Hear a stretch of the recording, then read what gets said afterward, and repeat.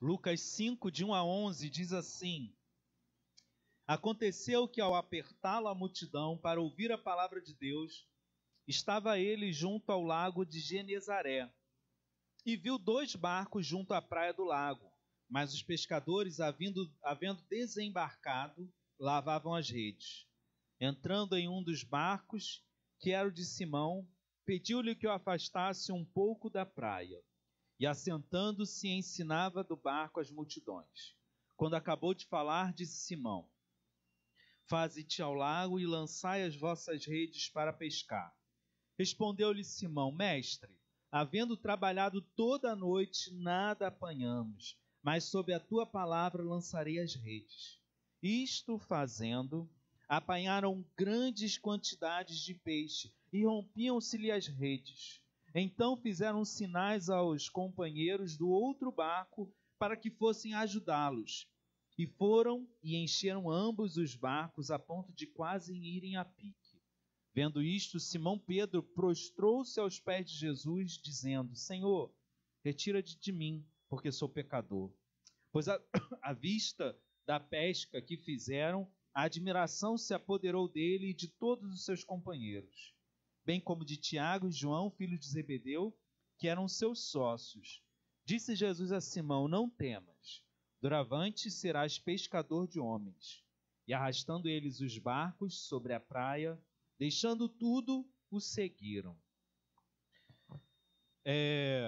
A gente vai seguir ao longo de todo o mês esse mesmo texto, mas sempre focando partes diferentes. Semana passada, a gente trabalhou muito a ideia de que Deus vê a gente. Quem era Pedro e seus companheiros? Eram só pescadores. Quem é você?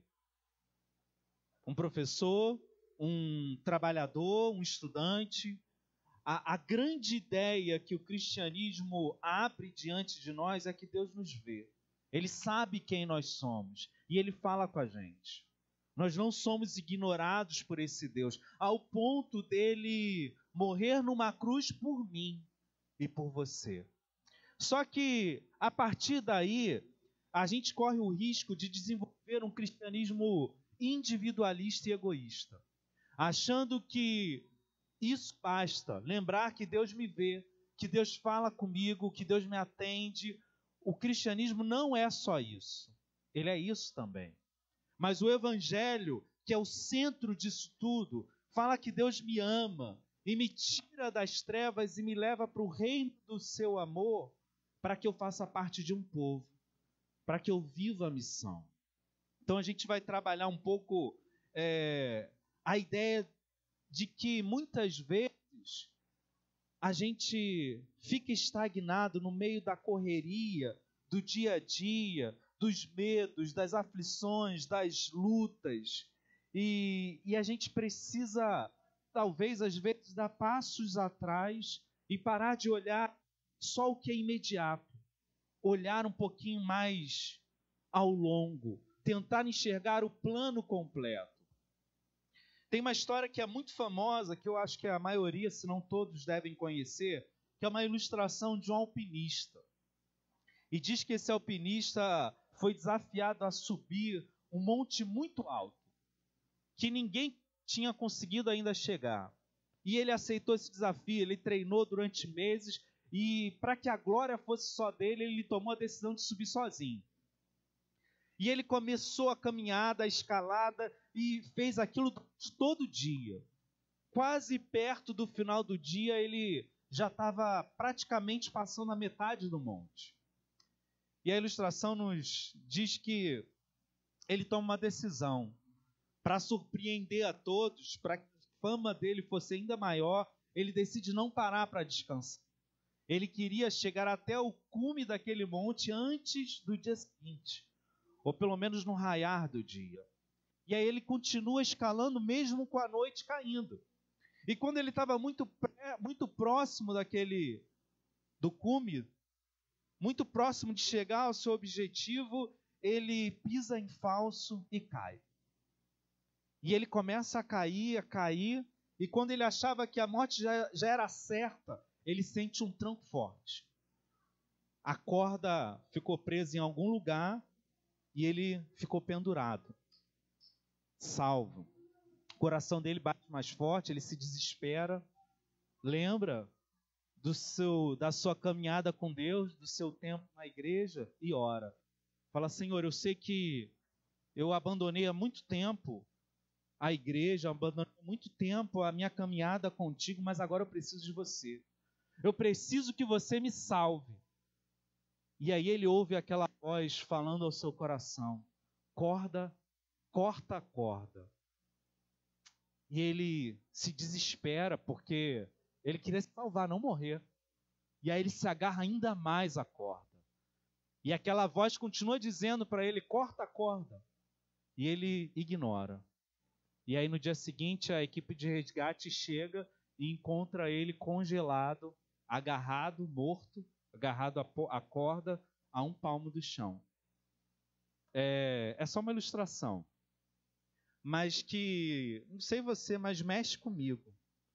Pensar que em tempos como os que a gente vive hoje, de muita dificuldade, de poucas esperanças, de crescente desânimo, de perceber que a gente sempre vai se frustrando em relação àquilo que a gente deseja, a gente precisa parar para ouvir a voz de Deus.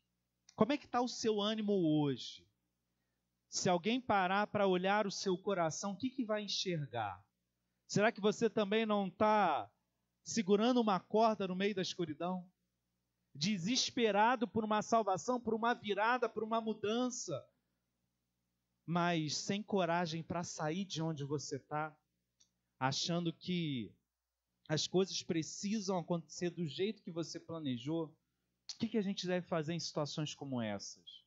Em que a gente não vê saída, em que o coração vai pesando cada vez mais.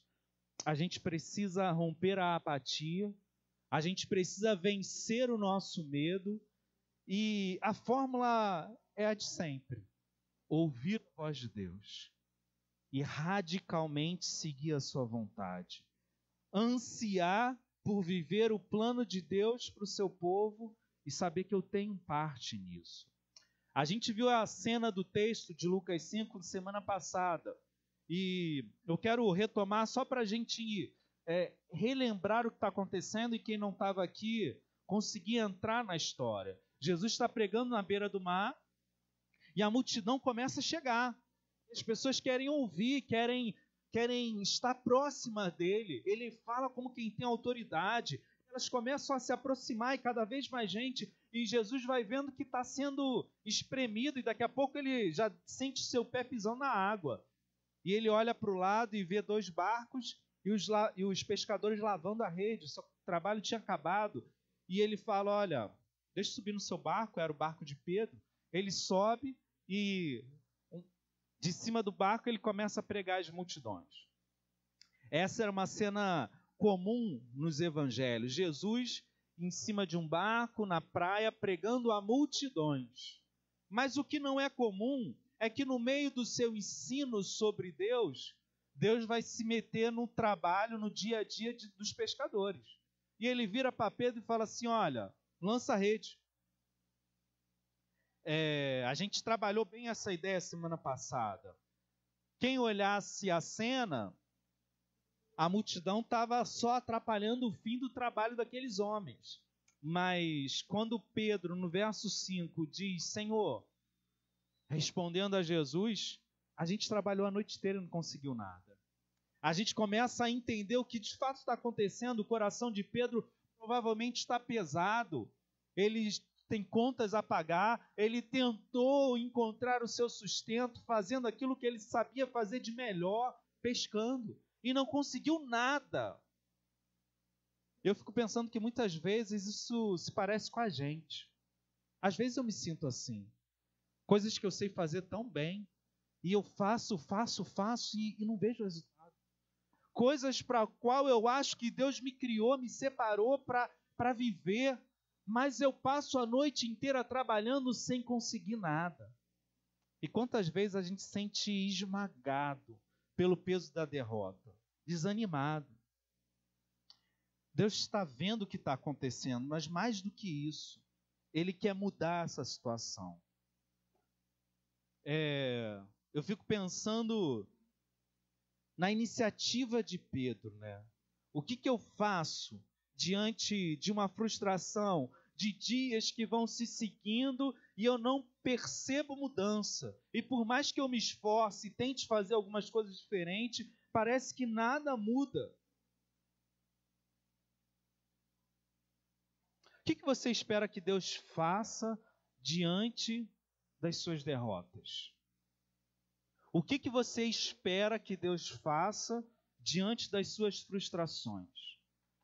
Trazendo para a prática essa pergunta, para a história em que a gente leu do Evangelho, talvez você, no lugar de Pedro, pensasse que Deus poderia estalar um dedo e encher o barco de peixes. Talvez Deus pudesse fazer com que o próximo trabalho rendesse. Eu quero te dizer que Deus não age segundo as nossas expectativas. Ele vai além. Mas para ir além, ele precisa sair da nossa lógica. Ele não vai caminhar dentro da linha que a gente traça.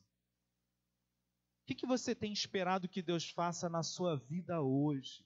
Principalmente diante das coisas que você ansiou e não aconteceu.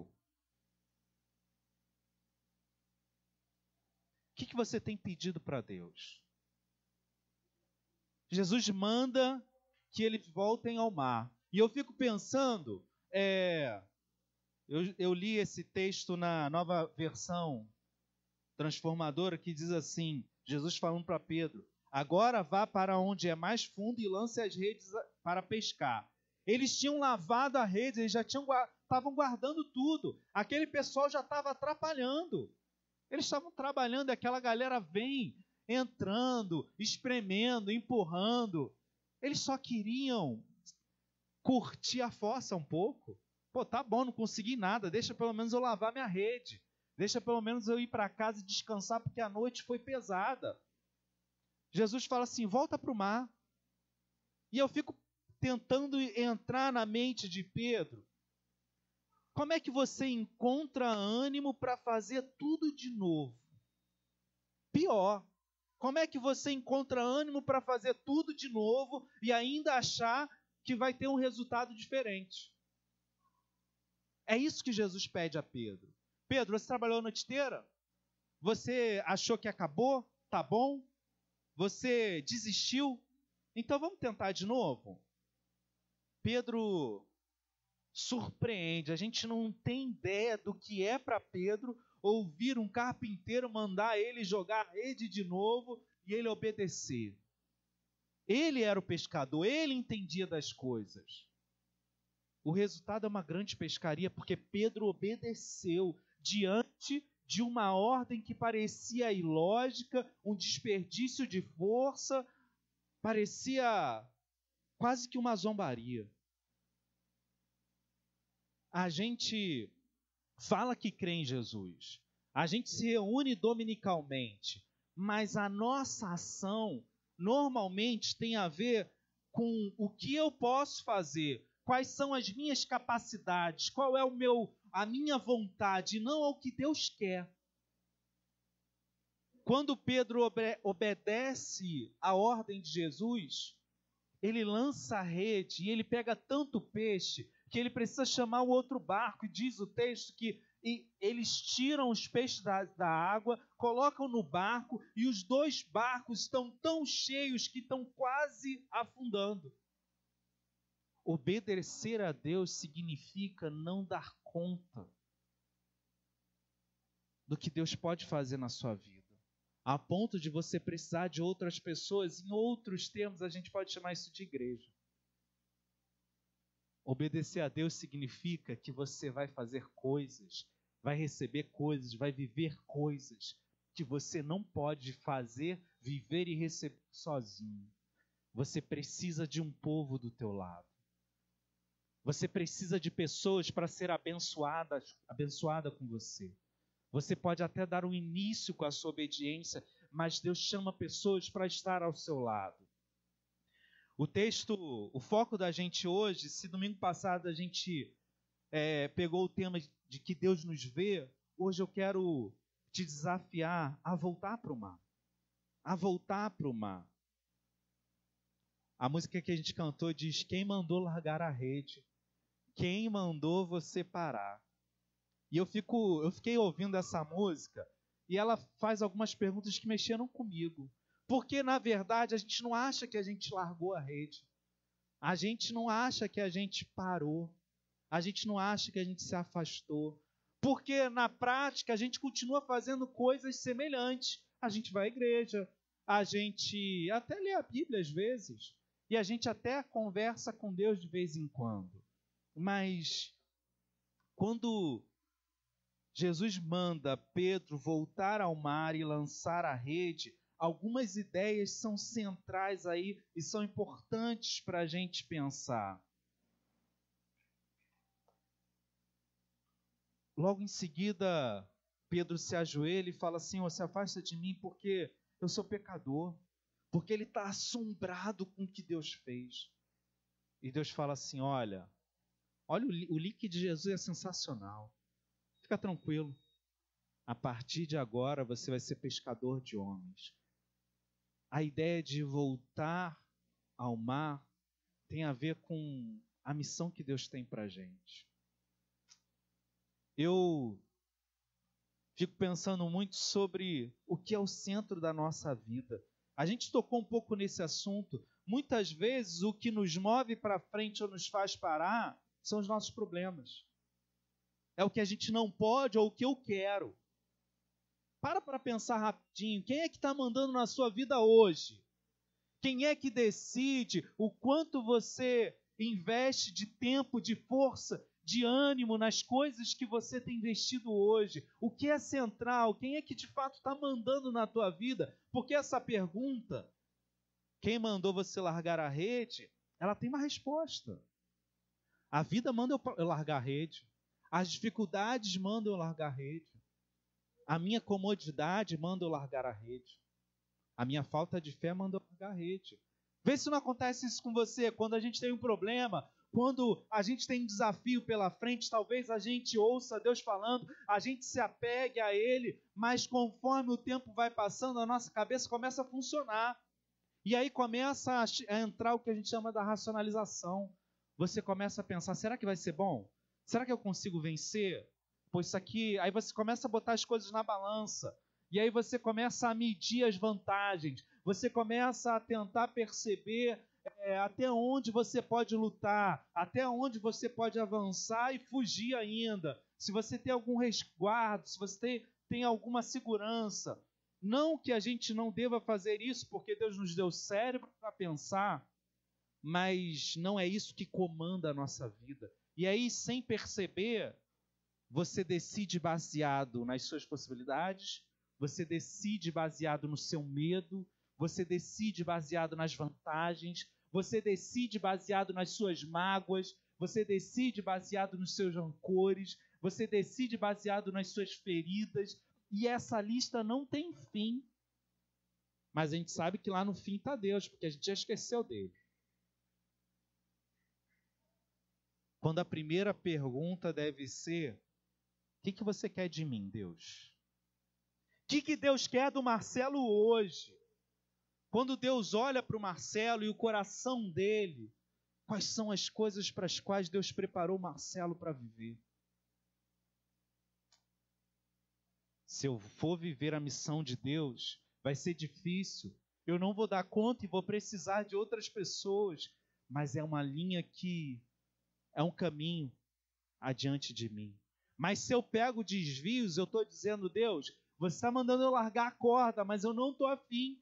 Porque o meu medo é maior do que a minha fé. Eu prefiro acreditar nas minhas possibilidades, no que você me fala, no que você pode fazer na minha vida, percebe? No final, eu tenho pensado muito nesses novos tempos, irmãos, e eu acho que isso é muito sério, a gente precisa pensar.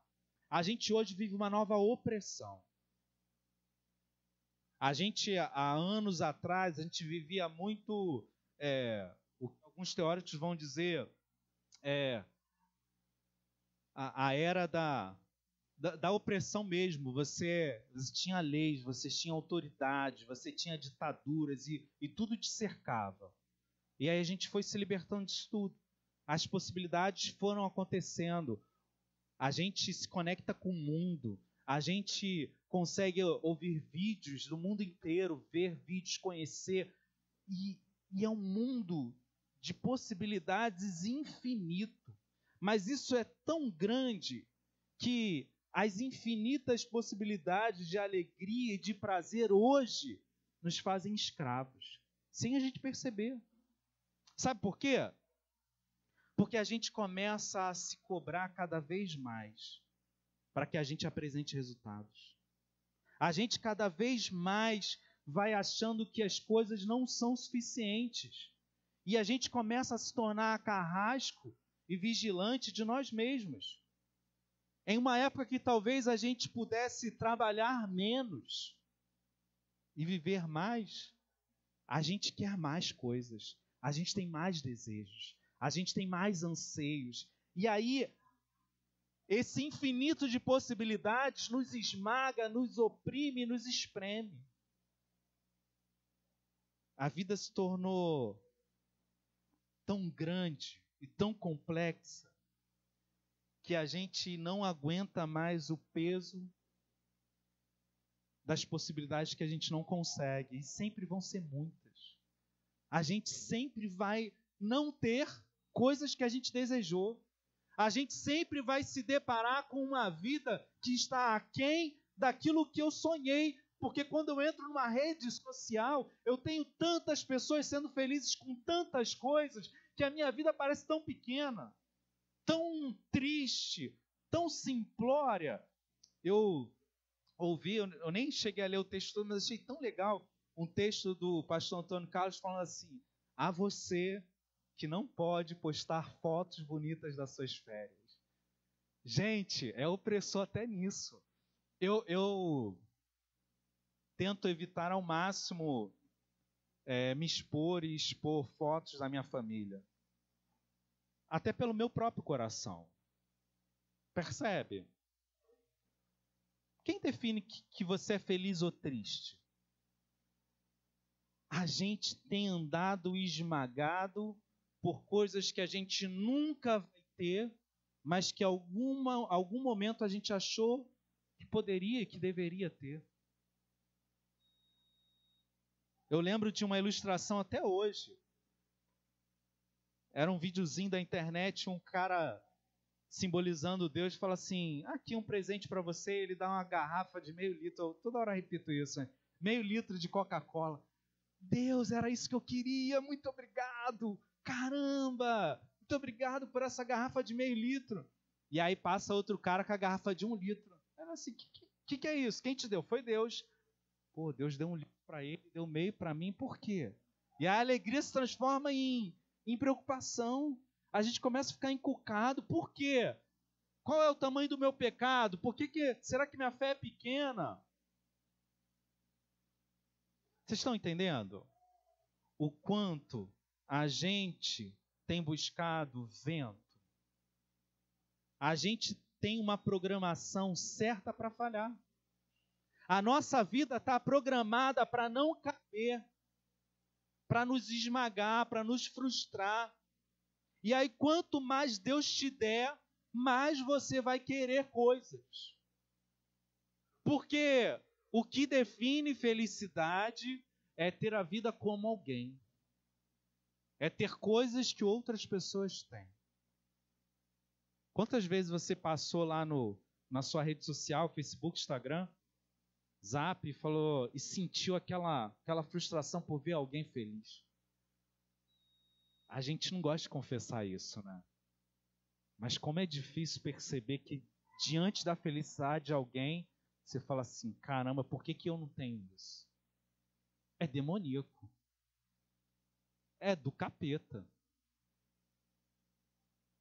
A gente precisa parar de olhar para esse lado e olhar para outro.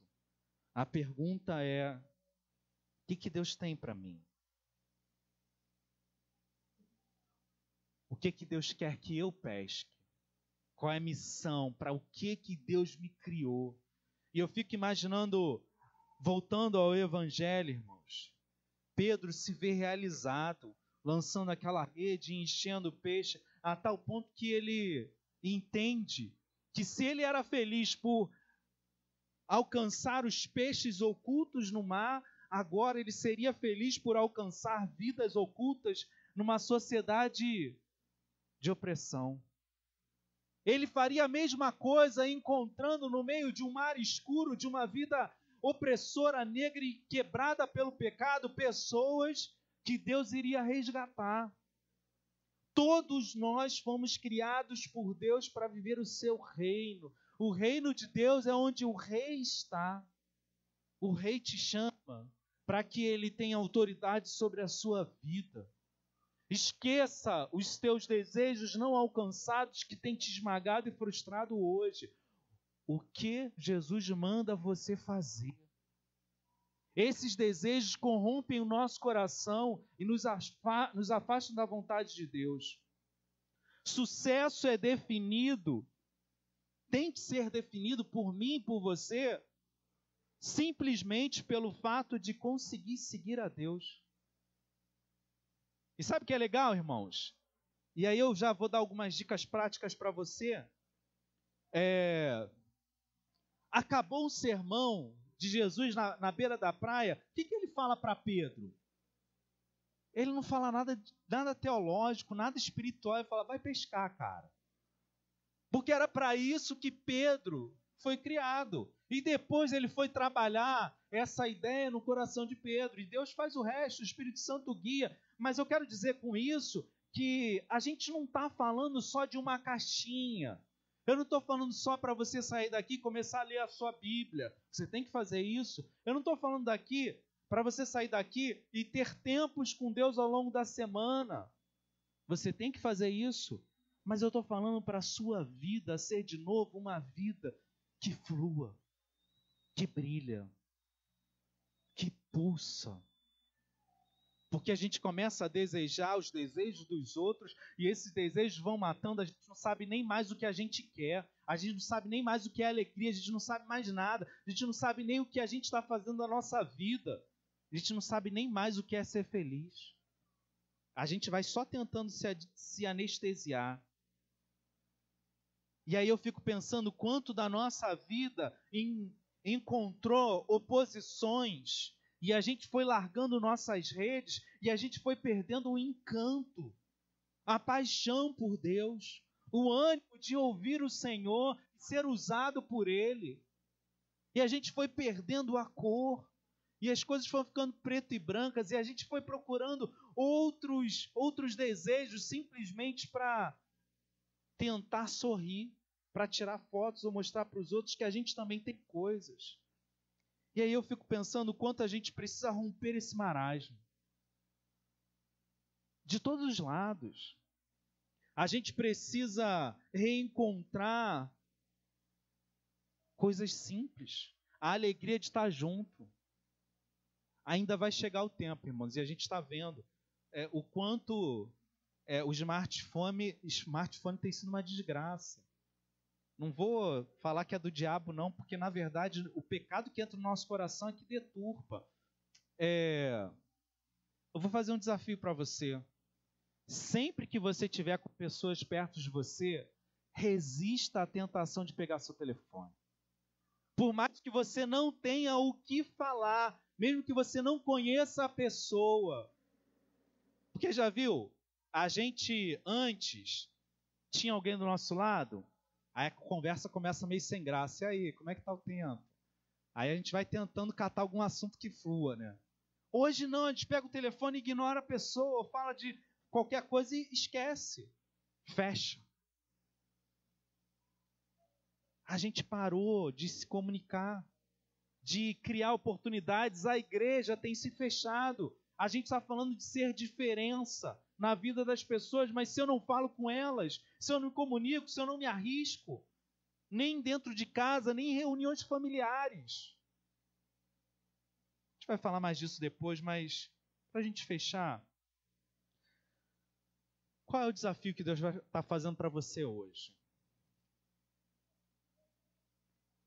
Aonde você precisa lançar as suas redes de novo? Você é alguém que pode fazer a diferença na vida de outras pessoas. Eu li uma frase muito legal essa semana, do John Dresch, que ele diz assim: não seremos seus discípulos enquanto não o seguirmos completamente e enquanto não ajudarmos outros a se tornarem seus discípulos. Eu estou encerrando, irmãos. Mas eu acho que a gente chegou no ponto em que a gente criou uma imagem. Eu sou crente, eu sou um discípulo, eu sou um seguidor. Você é? O que diz que você de fato é um crente, um discípulo ou um seguidor? Não é fácil. Bota a mão aí no teu canivete. Corta a corda. Tem que ter coragem.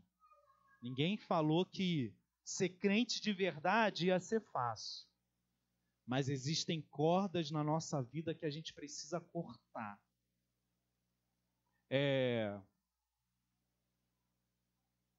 Você acha que para você é difícil e para os outros não foram? Eu estava pensando rapidinho. Por exemplo, você acha que para Paulo foi fácil ir para os gentios? Ele sendo um fariseu que amava os judeus a ponto de matar e prender outras pessoas porque estavam desobedecendo a lei. Você acha que ele é o apóstolo dos gentios? Talvez tenha sido o maior desafio de Deus a Paulo falar: você não vai trabalhar com judeu não, cara. Tu gosta disso, né? Mas tu vai trabalhar com não crente. Qual o desafio que Deus tem para você? Talvez para a gente ajudar financeiramente os nossos jovens já tenha sido um desafio. Mas o que o seu dinheiro faz? Seu dinheiro é cristão ou ele é pagão? Ele precisa investir, precisa financiar o reino de Deus. Ele precisa abençoar pessoas. O que o seu tempo faz? Onde as pessoas têm se reunido no nosso bairro? Onde as pessoas estão se encontrando e eu tenho me trancado porque é muito cômodo para mim ficar na minha casa. Tem tantas coisas, irmãos, à nossa frente. E eu acho que eu poderia falar a manhã inteira, mas eu não vou falar, não. Eu quero encerrar com isso. A nossa vida é a nossa declaração de fé em Deus. A nossa vida é a maior declaração da nossa fé. Se a sua vida é miserável, é sem graça, é triste, é porque Deus não tem sido o Senhor de áreas fundamentais. A ilustração da Gabi foi muito boa. Se o cano estourar na sua casa, você não vai achar tempo? Você não vai achar tempo para resolver? Porque você acha tempo para coisas que são importantes. Deixe Deus de novo ser importante na sua vida. Desafio para você. Em que áreas Deus te usa para abençoar pessoas? Volte para o mar. Volte a investir seu coração na missão que Deus te deu. Não saia daqui sem assumir um compromisso diante de Deus agora. Eu vou te dar 5 minutos de silêncio para que você converse com Deus e deixe Deus falar ao seu coração. Deus, em que áreas eu sou bom? Quando eu faço, as pessoas sorriem, as pessoas ficam felizes, as pessoas se aproximam de Deus. Que áreas são essas?